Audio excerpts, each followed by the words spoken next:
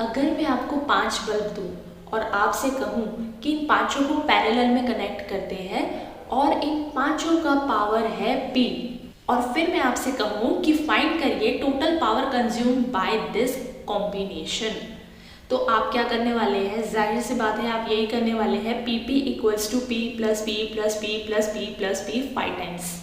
अब अगर n number of bulbs है, सारे के सारे आइडेंटिकल हैं और हर एक का पावर है P, और हमें कहा जाए to find the total power consume by the parallel combination of this n number of bulbs, तब हम ये फॉर्मूला अप्लाई करेंगे, that is PP equals to NP, where n represents the number of bulbs.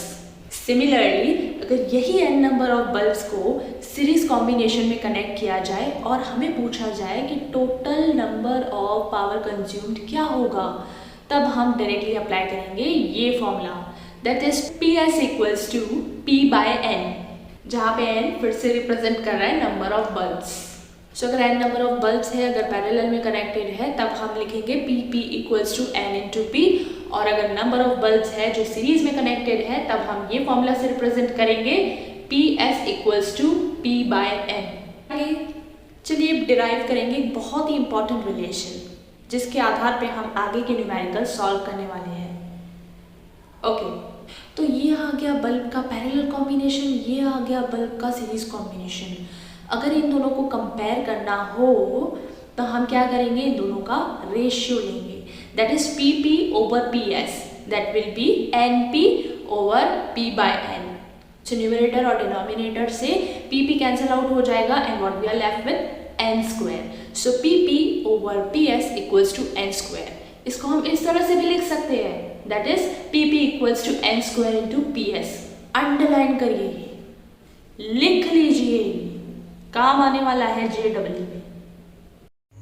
Question के according दो bulbs given है जिन्हें हम पहले तो सीरीज में कनेक्ट करते हैं, तो सीरीज में कनेक्ट करने की वजह से टोटल पावर की वैल्यू आती है P, मतलब कि PS equals to P what.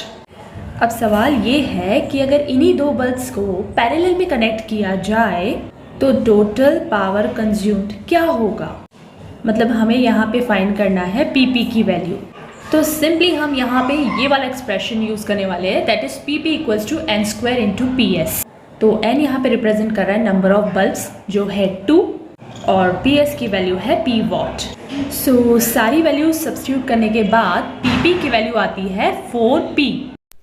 समझ में आ रहा है ना रिलेशन को कैसे यूज़ करना है? चलिए करते हैं एक और numerical solve.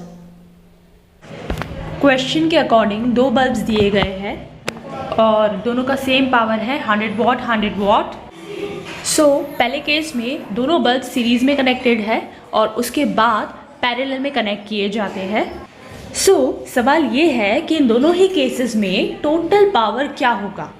Okay, so first case में दोनों बल्ब्स सीरीज में कनेक्टेड है, so let's use the formula PS equals to P by N।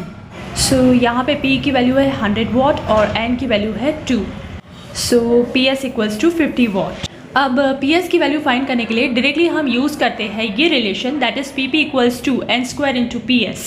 Once again N की वैल्यू है 2 और PS की वैल्यू है 50 वॉट। सो सारे सब्स्टिट्यूशंस करने के बाद हमें मिलती है PP की value as 200 watt. So PS is 50 watt and PP is 200 watt. Maximum power, अगर ये वर्ड किसी भी क्वेश्चन में आ रहा है तब आप क्या करने वाले हैं, आइए जानते हैं। ध्यान से सुनिएगा।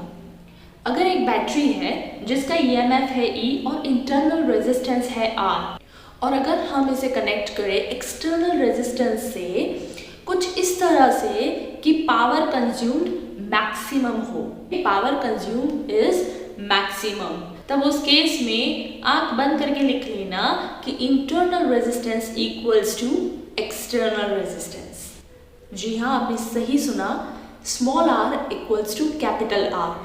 एग्जाम्पल के तौर पे अगर हम कंसिडर करें कि बैटरी का EMF है 2 वोल्ट और एक्सटर्नल रेजिस्टेंस की वैल्यू है 2 ओम, और ये कॉम्बिनेशन कुछ इस तरह से है कि पावर कंज्यूम हो रहा है मैक्सिमम, और अगर हमें पूछा गया हो कि find the value of the internal resistance, so हम सिंपली क्या लिखेंगे, Just because small r equals to capital R, so internal resistance small r की वैल्यू हो जाती है 2 ohm.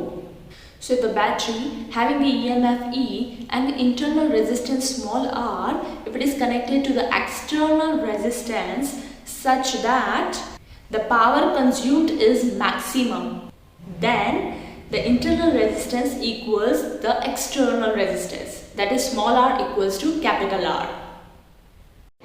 क्वेश्चन के अकॉर्डिंग मैक्सिमम पावर क्या होगा अगर एक बैटरी सोर्स जिसका ईएमएफ हो E और इंटरनल रेजिस्टेंस हो स्मॉल r, अगर उसे कनेक्ट किया जाए एक्सटर्नल रेजिस्टेंस के साथ। सो यहाँ पे जैसे कि हम जानते हैं कि बैटरी से मिल रहा है मैक्सिमम पावर, मतलब कि internal resistance equals to external resistance, just अभी अभी हमने डिस्कस किया।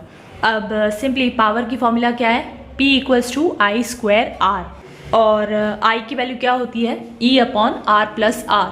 सिंपली सब्स्टिट्यूट करने पर हमें मिलता है P equals to E into R upon R plus R whole square. अब ऑप्शन में हमें इंटरनल रेजिस्टेंस के टर्म्स में आंसर दिया गया है, तो अभी हम इस identity that is small r equals to capital R का भरपूर उपयोग करने वाले हैं।